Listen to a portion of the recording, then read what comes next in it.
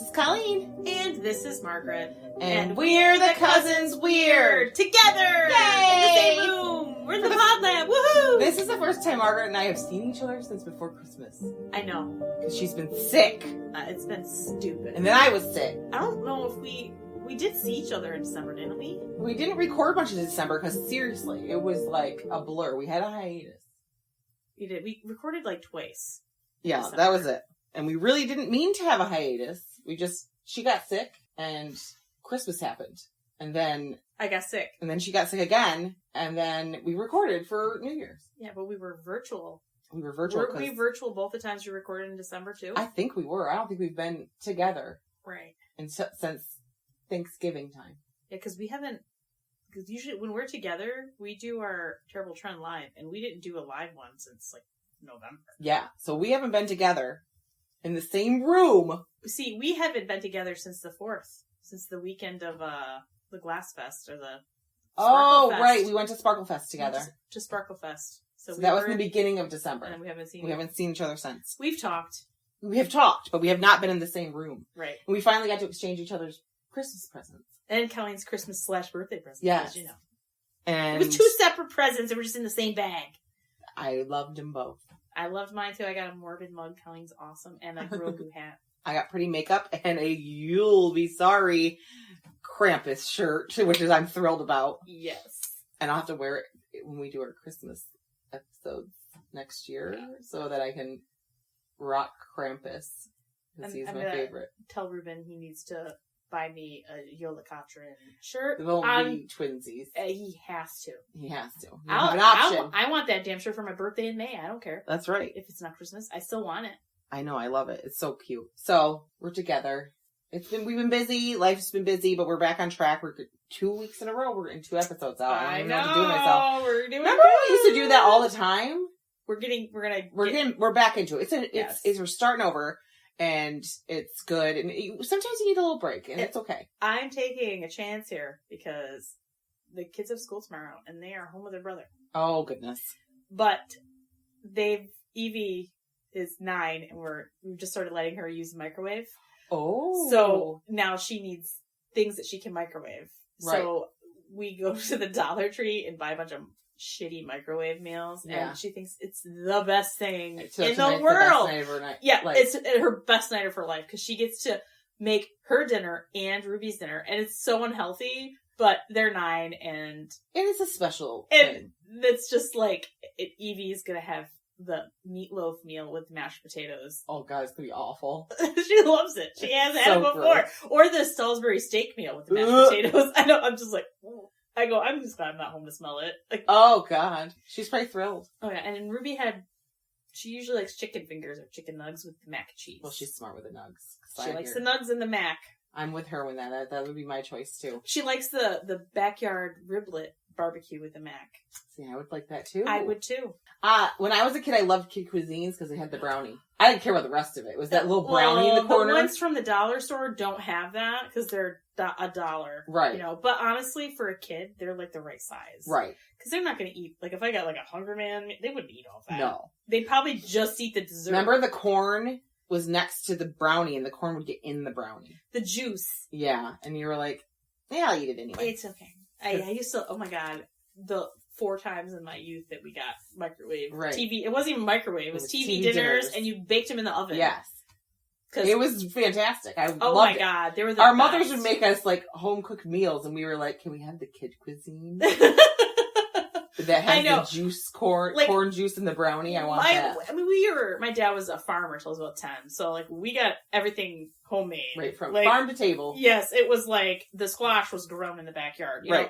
And so, like, we got good food growing up. Like, and I think I remember eating a lot of pork chops because we had pigs, and then when I got older, I realized that's where you put it 2 and 2 together. It's hard. But when I was a kid, it was just like, oh, what happened to all the pigs? Oh, they got sick. Oh, and I was sad, but I didn't realize they were in the freezer. Right? yeah. I didn't make that connection. The pork chop came from the pig. Right.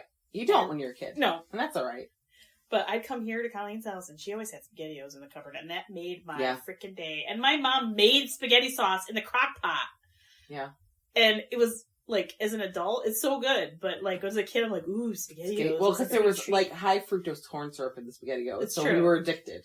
That's what it really was. You used to get the SpaghettiOs with the Franks and the ones with the freaking meatballs. Oh, they were so good. And now I think about it, it was like probably just like eating sugar. It's like stuff. More than your day's worth of salt. Oh, the salt. In one can. And like, I'm sure. Yeah. Either that or it's your entire day. It's like. It probably is. One day's But I loved that stuff. And I remember I was obsessed with mandarin oranges when I was little. And my mom. Yes. I loved them. She always ate little cans, but I only was allowed to have them every once in a while. You couldn't have them all the time. So she had it in the cupboard, and she went bowling, and my dad fell asleep on the couch, and I came out, and I ate like 4 cans of mandarin because I couldn't stop eating them, and I puked. And my mom came home, and I said I was sick, and she said, why? And I finally told her. She goes, that's why you're not supposed to eat them like that. But, the 80s. You know what's funny? I had to have a tooth pulled, and like I was supposed to just eat because it hurt. You know, you can only eat like soft foods that you don't have to chew. I ate a lot of SpaghettiOs and I ate a lot of mashed potatoes, and you weren't supposed to eat anything that was like too hot, right? Because it could loosen that. Yeah, you don't want dry socket or whatever it's called. No, and it was like eating lukewarm SpaghettiOs. I'm like, reminds me of my childhood. Yeah, I could have ate SpaghettiOs out of a can when I was a kid. I did too. You didn't heat that shit up. Especially in college, you just open the can and eat it. Yeah, you don't heat that shit up. You need to get the nice tinny taste when you're eating cold right out of the can. Nice, yes, tin. Oh my god! And it wasn't even real spaghetti; it was just store brand. Because they were like college, you can't afford that. They're like a quarter. Some shit, and they tasted like shit, but you still ate them. Yeah, and you ate them cold, like room temperature, because they. You just pull them out of the cupboard, and you're like, did. I don't have time. You just eat them out of the can. I've discovered a new YouTube YouTuber, a YouTube creator person. Yes, that dude in makeup. Oh, and I love him. Cool. He's great. He has like one of those voices that's really soothing. I love that, but of course I fall asleep. And he's a nerd, and he loves Star Wars and video games. I like it. I'm just like, I love it. And he's adorable, cool. and he puts on colorful makeup, and he shows it as like, he shows all of his makeup collection. And I'm like, I love it. Even though he has a lot of expensive makeup. I'm sure he does. I could not ever buy. But I wanted to shout out to him, and I'm going to mention it on his... He's new. He's only been doing it for a couple of years, and he doesn't have a ton of followers, so you should check him out. His videos are nice. I like him. He's fun. Cool. I'll check him out. He's nerdy and adorable, and I like watching a dude wear makeup. It's fun. Because I think everybody should be able to wear makeup. Anyone can do whatever they want. Makeup makes me happy. Yeah. It's like... Why would I deny that? I don't even need to put it on. All I need to do is look at it, and then I'll swatch a little bit of it, and then just the swatching and the... Like, ooh, it's so pretty. It makes me happy, and then I'll slap some on my face, and, you know... It's pretty. It's so pretty. I like it. Ready? I like it. I'm ready. Okay. No, you're fine.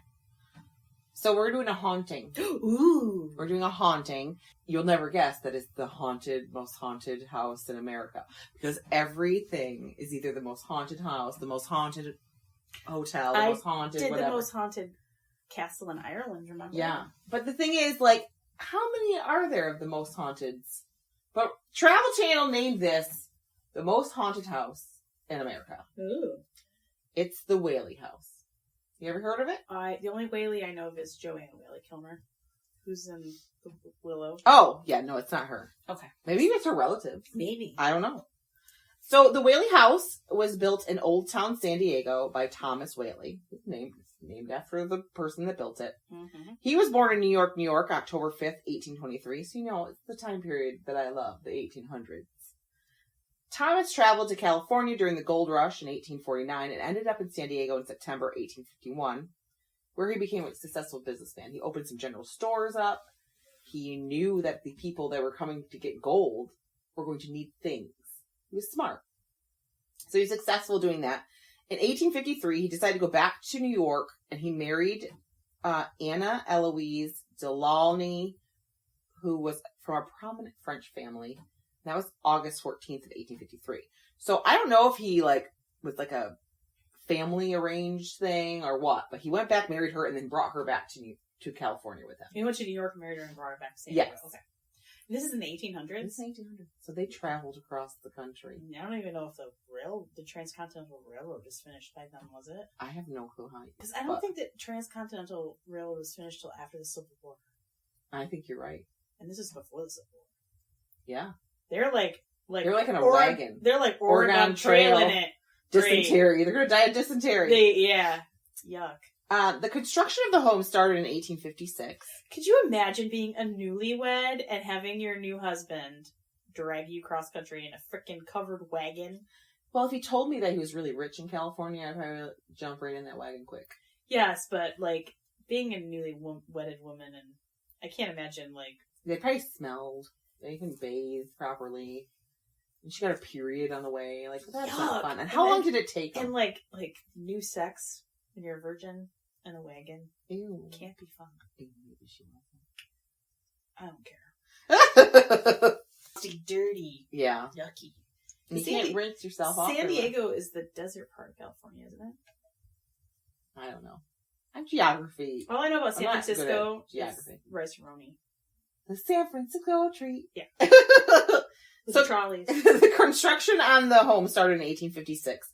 Thomas designed the home himself, and he's quoted as saying, "My new home, when completed, will be the most handsome, most comfortable, and most convenient place in town or within 150 miles of here." So he had big plans for this home. He didn't just want it to be a house for himself. He wanted to do big things with it. So it was the first of its kind. It was a brick house. And at that point, he had his own brick making company, too, going on. He's getting a monopoly going. Yeah. He's no dummy. He's not stupid. It was a 2-story Greek Revival home, which people had never seen in this area. It had red brick facade, green window panes, and white detailing. It was modeled after for the homes in New York City at the time. Because there's a lot of brick houses in New York City that were built along, the row houses in New York City. Mm-hmm. The brick walls and high ceilings kept it really cool, like it was air conditioned. So it was like, by design, meant to keep it cool inside, which is very interesting. I would never have thought that. He used material from the land. The bricks were made from clay and river sand from his brickyard. They got cedar wood for the woodwork from New York, along with hinges, doorknobs, and locks from New York, which was from his family's company in New York. He brought all this stuff to California, so I can't imagine the cost of just those things. And now you said the house was brick, mm-hmm. which kept it cool, but it also kept it warm. Kept it warm in the and cold. Because it's like, I know, because I'm an esthetician and I'm doing research on hot stone facials. Okay. Doesn't that sound amazing?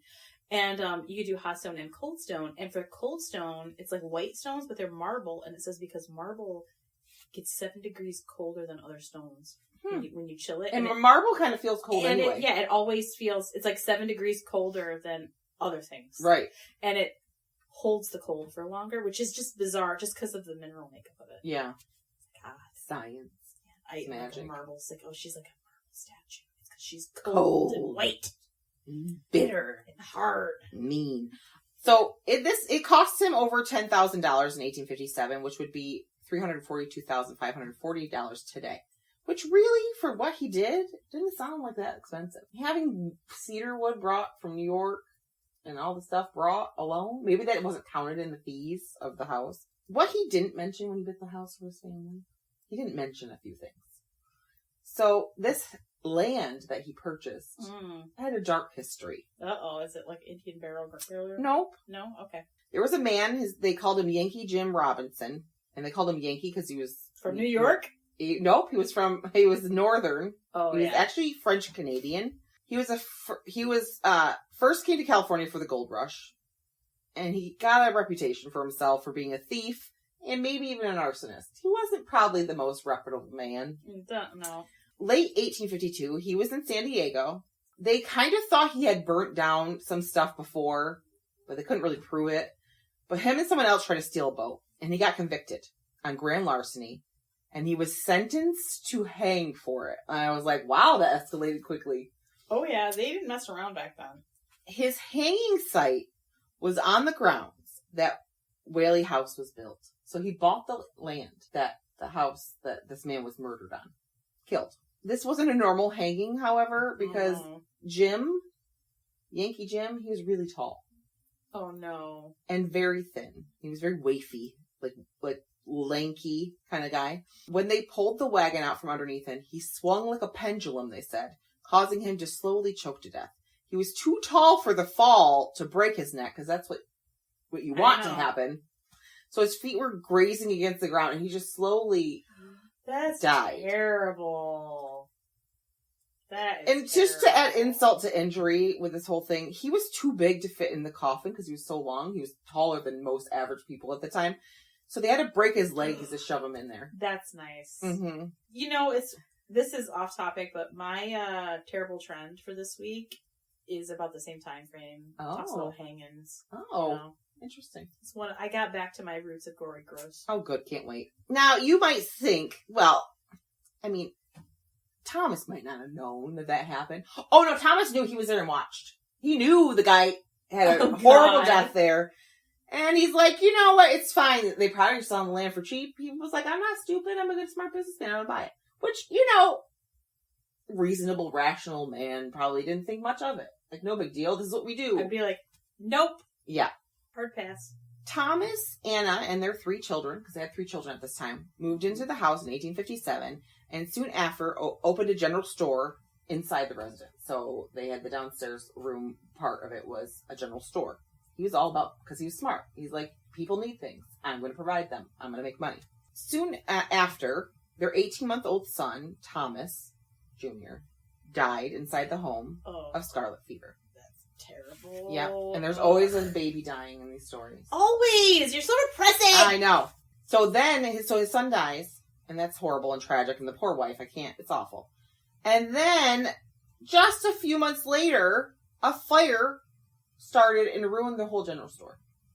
And they don't think they had insurance back then, did they? Well, I don't know, probably not. At this point, Thomas was like, okay, maybe we need to kind of leave the house right now, because probably the wife is horribly depressed and sad. Yeah. They lost their part of the home. They can't really live in it right now.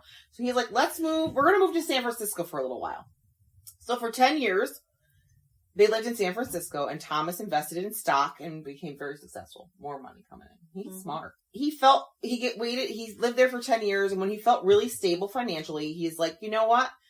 That home is my dream. We're going to go back. We're going to try to rebuild this to make this a place for us to live again. And we're going to build it up and make it better than it was. He wanted to repair what was destroyed so that him and Anna and now 5 children moved back. Ooh. They repaired what was busy in those 10 years. They were.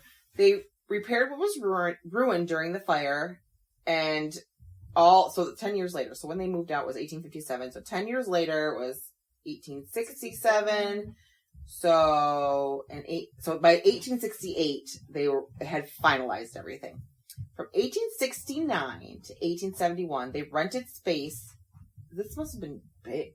They rented space inside the house for a city court. Also, San Diego's first live theater and a general store, all in their home. Inside the home, there was all this stuff happening. Plus, they lived there. That's like, how do you sleep? It's loud all the time. Yeah. There's a theater? I think it was like a theater troupe used a room in there more than like a whole theater. But it was the first live theater troupe to have a place. And not only was all that, the San Diego County was renting space for offices and records. So there was a lot of stuff happening in this house. It wasn't just their home. He wanted to make money from it. And he thought, because we're an old town, we're the center hub. He said it was going to be convenient. The first transcontinental railroad to reach California was in 1869. So it just, when they came back, he went back to San Diego is when it reached there, but they had already moved out that way. They probably would have taken it as far as they could. As far as they, yeah. And then got bought stuff. Mm-hmm. Well, sorry. That's all right. So he said he wanted to be a convenience. So there's a general store, there's a courthouse, the documents are there, all these things. Their home was going to be the center of everything. That's what he wanted. He wanted to have events there. He wanted to have all this stuff there. I wonder if his wife felt about all this. She didn't have an opinion. She was a woman. What does she know? So for 10, that was going on. Then in 1882, 2 of their daughters got married in the home. Violet, the youngest, married George Bertolucci. Yeah, Bertolucci. Now, back then, when they went on a honeymoon, they would go for a few weeks at a time. They'd gone for like a month or something. They honeymoon. The wedding trip. Yeah. During their extended honeymoon, Violet ended up waking up near the end of it to find that her husband had left her. What? Yes. That's terrible. Apparently, old Georgie was a con artist who only married her to get at the family money. He thought, well, I'm married into this family, I'm going to be giving money, this will be great. Well, when he found out after the marriage that the dad wasn't just going to hand over money to him because he married the daughter, he figured, he was like, I figured it, I'm not doing this. And he just left her. Oh my God. Now, back then in the 1800s, if a woman came back without her husband from a honeymoon trip, it didn't look good. Mm-mm. Very much, she felt ashamed. She was shunned by social things because why did he leave her? She must have did something wrong. Yeah. What kind of woman is this? It's always the woman. Yeah. So she had all this shame she carried with her. Poor girl. It took a whole year for the divorce to happen. And that on top of it, that's yes. Never, yeah. Violet was completely distraught. She could not recover. She couldn't get over it. She felt so much shame she carried with her. So at 22 years old, she took her father's shotgun to the chest and their yard. That's terrible. So that was 3 years after the marriage. So 3 years after he left her. She couldn't handle it. What an asshole. Yeah. Terrible. Actually, she left a suicide note, and it said that there was a quote from the poem by Thomas Hood in it, but it didn't say what the quote was. And I was like, I want to know what the quote is. I should have looked it up. After another tragedy happened, Thomas was like, we lost our baby here. There was a fire here. And now our youngest daughter, our other baby, is dead. She took her life here. We can't stay here. So they left the original home, and it was vacated for 20 years. Thomas passed away in 1888 of natural causes in his new house, which was on State Street in San Diego. He didn't go far from the house, but he got away. The Whaley house was left unattended for 20 years and fell obviously into disrepair because no one was doing anything with it. It doesn't take long for houses to get reclaimed by the earth. Yeah. So that was 1885. So in 1909, Francis Whaley, who was Thomas's son, decided to restore the original. Thomas Jr.? No. Francis. He's one of the sons of the Francis' original, yeah. He decided to restore the home back to its original glory, and he turned the restoration of it into a tourist attraction, and he actually played guitar and he would entertain people in it, and he actually promised all his family members, all the living family members moved back into the home, and they lived there until they died.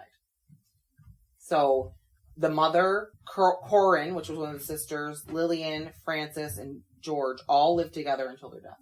Aww. In the home. Now, with a house with a lot of tragedy in it, and we talk about energy and bad energy, the negative energy.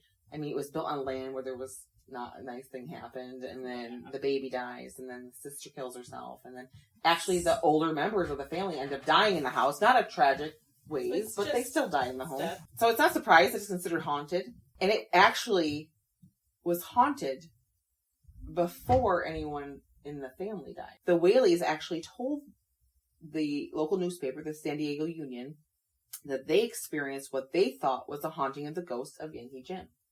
Oh. They heard heavy footsteps in the house, and they believed had to be his. Anna said that she would see him often. He often visited her, the wife, Thomas's wife. So they talked about the ghost being in the home before Thomas had passed, before all the other tragedy happened. So that's how they found out that the land, her husband said, it has to be Yankee Jim. The land's cursed because Yankee Jim died here. The last of the Whaley. Could you imagine if the wife said to the husband, I keep seeing this man and he looks very tall man. And he's skinny and he's like, you imagine if I shit his pants. I know it. I'd shit my pants. Yeah. How does she know this when she didn't know anything about that? The cat just ran through and scared the shit out of me. She had to use the cat box. Yeah, I guess so. She was in a hurry. Get me to it. Actually, the last of the Whaley family lived in the house until 1953. Wow. Yeah. That's so awesome. 100 years. They lived there. That's cool. The house became a historical house museum and opened to the public May 25th, 1960. San Diego County owns it, and it's run by SOHO, Save Our Heritage Organization. That sounds a little like the Daughters of the Revolution to me, but whatever. I mean, I'm sure it's not, but I don't like when it's, I don't know. There's something about it makes me feel Save our history. It's whose history? Yeah. Is that white history? Is that what you're talking about? Yeah. That's what the vibe I just feel that when you say something like that. It could be not. It's just the whole way it's worded is kind of oh, I don't know how I feel about that. They wanted to restore it back to historical accuracy. So they actually put the courtroom, the case records room, the general store, the theater, and all the bedrooms are restored so visitors can see it, how it would look when they originally wanted it. Cool. Which is cool. So as I read it, I was like, oh, it's probably not that. But at first I read it, I was like, I don't like that. Visitors of the house who go to see it now say they see orbs and apparitions all over the place. The archway in the parlor between the music room and parlor is said to be the spot where Yankee Jim was hung on the grounds, like before the house was built. And people say when you're in that right there in that spot, you start to feel constriction around your throat. Nope. Yeah. Okay.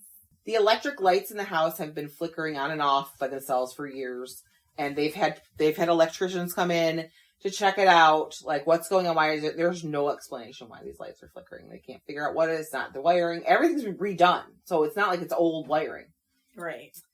The room where little Thomas passed away of scarlet fever, people say they hear baby cries from that room. Oh, God, you're breaking my heart. It's terrible! A ghost dog has been seen coming from the baby's room and also seen playing in the yard. I don't know who the ghost must have been their pet. I don't know. They never mentioned it before that, but I'm assuming. I don't mind a ghost dog. No, ghost dogs are kind of cool. As long as they're not Cujo. You don't have to feed them. You don't have to clean up their poop. That's true. But they're probably cute. Unless they're Cujo. I don't want that. Then they want to eat your face. A pet cemetery kind of thing. We don't want that. We don't like that kind of... No pet cemetery dogs. No. Or cats. Curtains in the bedroom are said to move on their own, even though the windows are sealed shut. There's been reports of beds and pillows showing impressions of someone laying there, but there's no one laying in it. The rocking chairs in the upstairs bedrooms have been seen rocking on their own. People have said they've seen a sad woman who is on the second floor of the home. Violent after her husband left her, often would lock herself away in the bedroom up there. And people also say that the cold spots you feel throughout the house are Violet's presence. Mm-hmm. And sometimes she's seen in the upstairs bedroom window. Mm-hmm. The music room, people have said that you hear music from the turn of the century, so during that time, and laughter, because they used to have parties and things happening there. And they had to seal the ground floor windows shut because they kept opening by themselves at night and setting off alarms. Opening, not closing on their own, because I could see their gravity. Opening and setting alarms off, so they had to seal them shut. Yikes. The music room's chandelier will swing back and forth, and frequently there's a presence of a lingering mist in there. What? Mm-mm. A mist? No. I'm good. I'm good. How do you explain a lingering mist?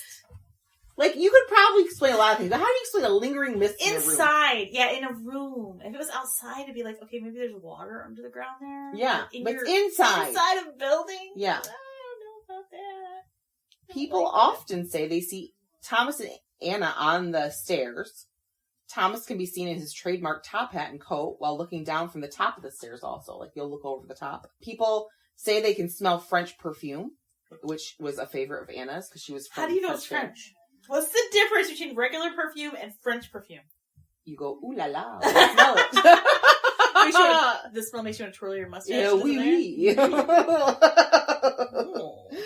But Anna is said to provide a comforting presence. She often appears to young people and young children to welcome them and interact with them. But Thomas is kind of a dink. He blows smoke into people's faces. That's nice. Oh, yeah. What an asshole. What an asshole. Thomas, you're dead. Can you just not be an asshole? Yeah. Why are you going to blow cigar smoke in people's faces? Because everybody likes that. Yeah. The museum offers several tours, historic and haunted nighttime tours. Ooh. And they have up to 100,000 visitors annually to see it. Cool. And if I was ever in San Diego, I'd definitely check it out because one of these years stuff. When we get our hundreds of thousands when we're famous. Tens of thousands. Mm-hmm. Hundreds of thousands. We'll go on a month-long cross-country tour and visit all these places. All these places. That would be so cool. I would be my dream come true. Awesome. Oh my God. How awesome would it be? Now, San Diego's ghost hunters, Maritza Skandunis, leads a popular after-hours tour of the house for, like, the haunted stuff. And according to Maritza, which I'm sure I'm saying your name wrong. I'm so sorry if you're listening. You're probably not, but if you are, I apologize. The later you are there, the creepier it is. And she said, I think it's a she. Gosh, I don't know. What's her first name? Maritzia. It sounds like it would be the feminine version of it. They say. We'll say they. That's better. That's better. I don't want to misgender someone. Nope. They say the later it's true, the creepier it gets, and that every tour something happens. Ooh. So something creepy is going to happen, it doesn't matter. Victor Santana is the director of interpretive services at the Whaley House, whatever that's supposed to do. He said he was leading a tour once in the nursery upstairs. Interpretive services? Yeah, what does that mean? I like to think it was interpretive dance. I know. He just... He's dancing around. This is where Thomas smoked his cigar. Okay. All I can think of is the episode of Gilmore Girls with Miss Patty's view. Yeah. And the kids are down aisles. That's what this guy does all day. He throws glitter at people's faces. Yes. No. He said that in the nursery, there are some period era dolls, but they're not original to the house. They're on display there just to kind of represent things at the time. He said that one time, one of the doll's eyes were opening and closing.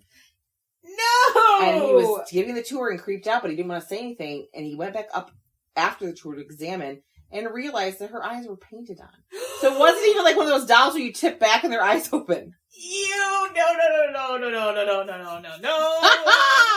Yikes. That's creepy. Terrible. No thanks. Actually, in 2012, there's a horror movie made called The Haunted Whaley House. And it's, Hollywood exaggerated. So it doesn't really represent the hauntings of the house, but it was based off the Whaley House. Because they say, like, the ghost in the Whaley or Whaley? Oh, Whaley. Sorry. Okay. I can't say anything. Whaley House. So they say that, like, it's not, these aren't, like, people see them. No, they're no bug people. They aren't scary. They're very much, other than Thomas blowing smoke in people's faces, there's nothing, like, there's no one, like, trying to do anything harm to anyone. Okay. They're just, like, they're just stuck there. And I think because so much tragedy happened to them there, that they're just kind of stuck there. But Anna, especially, like, appears two young children. Probably because her baby died. She was probably a good mama. Probably. And she wanted to see the kids. But they have after-hours paranormal investigations that you can actually spend the night in the house and do with them. And they give you access to the rooms where they lived and died that are normally not accessible to the general public. Like, they don't let people see those normally. But if you do this paranormal investigation night, you can do that. And they actually give you access to ghost hunting equipment to use during it. So you could, like, use that stuff. I don't know how much that is. I'm sure it's expensive. But they have day and evening tours. You can go check them out. And they've been seen on the Travel Channel, the Sci-Fi and Discovery Channel. I'm sure Ghost Adventure's been there. I'm sure... I think when we did our interview with Departed Souls, I think they talked about the Whaley House as one of the places they want to go. Because people say that... I think one of the things why they call it the most haunted is that lots of people experience something there. Yes. Like, you're going to see something. It's not like it's... you almost guaranteed that you would capture something. And I think that's what it is. It's not like it's super creepy like the other ones we've talked about, like the prisons and the psych wards and stuff like that. It's more, It's not like the Lord, but it's... I visit that during the day. There's no way I'm going to that place. I think I would go at night. I like to be scared. I do too, but I don't know, that woman creeps. She was the worst. Yes, but I think it's more like it's evil. It is evil. And that's kind of like, I don't know if I want to open myself to that. And that's the one thing about this house. It doesn't have that evil feeling. Right. It's just definitely like presence of spirits there, but it's not evil. And you get scared, but it's not like... But it's not like I'm going to be possessed by something, or it's going to kill me. Like, there's not that kind of vibe. The LaLaurie place is one place I don't know if I want to go in at night, because I feel like she was an evil person, and I just don't want... It's just... Anyway. Yeah. The LaLaurie house is awful. What happened in that house was Awful. Ugh. But the Whaley house, that one is just a chill haunted house that you can go check out. And it's in history there, and it's a museum, and it's in Old Town San Diego. Cool. That's the story of the Whaleys. Even with the weird doll with the painted eyes. That was the creepiest part of the whole tale to me. I would love to see that in freak the shit out. Yeah. And I don't know why. Why? It would scare me for the rest of my life. If I see inanimate things move. Yeah, I'm done. On their own. Okay. We should have an episode sometime that I talk about some of the weird I will things move faster than I have ever moved in my entire life to get out of there. We've experienced some creepy things. We'll talk. Maybe we'll do an episode sometime to talk about it. I think we should have an episode with my sister Renee. Yeah, because I think that she has got some things that happened to her too when she was more at the old reform school. Yeah, and then there's some things in my parents' house that I've seen and happened that I could talk about. So there's some things we could talk about, and also my brother and my dad, and I think your dad saw what they say is a UFO. Or maybe we can interview them sometime. Be fun. That would be cool. Would be really cool. So if you could get your brother to sit down for 2 seconds. I know. He's constantly doing something. Well, he has to walk the whole time. He has to be pacing while he talks to us. He's just like your mother. I know. Cannot sit down. Cannot relax. God forbid you sit down. Unless he's going to lay on the couch and watch TV. He can at least lay on the couch and watch TV. My mom can't do that. She's constantly moving. I'm like, Donna, sit down. Relax. She doesn't know how. That is her relax. I know. I'm like, I like to loaf. When I relax, I like to loaf. Me too. It's when you lay there like a piece of bread. You're a bread loaf. You're just like a loaf of bread. Sit on the counter waiting to rise. That's right. I'm just going to rise slow. I'm going to rise at some point. Just not right now. Feeling doughy. Waiting to rise. Loafing it up. So, you should make sure you're following us on Facebook and Instagram because we post pictures from our episodes. You can see those. And our episode, when we release them, we post about them on there. So, like us. Yes. Follow us there and share our episodes there. If you would like to reach out to us, please do so. You can send us an email at thecousinsweird@gmail.com or feel free to send us a message through Facebook or Instagram. We love hearing from you. Even if it's just to say, hey, you listen to the podcast and if you want to share what episode you like, we just like to hear from you. It's so nice to hear that people are enjoying what we're doing. It makes us feel good. So it does. Yeah. So let us know. And the number one way to support us is to share our episodes on your social media. Tell your friends about us. Get us out there into the world. You want to make sure that you interact with our episodes on your platform and review or leave. What is it? What do I want to say? Leave a review. Yeah. And rate us. Rate us. That's the word. Rating. Please rate us. That helps us. It appeases the algorithm gods and it helps us be seen by others out there in the world. And if you want to support us through Patreon, you can become one of our Patreonies. And it's patreon.com/thecousinsweird for $1 a month. You get a free sticker and bonus episodes. And for $5 a month, you're free. I forgot to say you're a terrible trender. $1 a month, you're a freaky friend. Thank you. $5 a month, you're a terrible trender. And you get more things. You get the same as a freaky friend, but you also get ad-free episodes. And a yearly gift. And monthly Skype chat. With us. With other Patreonies. Yay. It sounds like a pasta dish. It does. Patreonies. I think that's all I got. That's all I got. Stay freaky. Bye. Bye.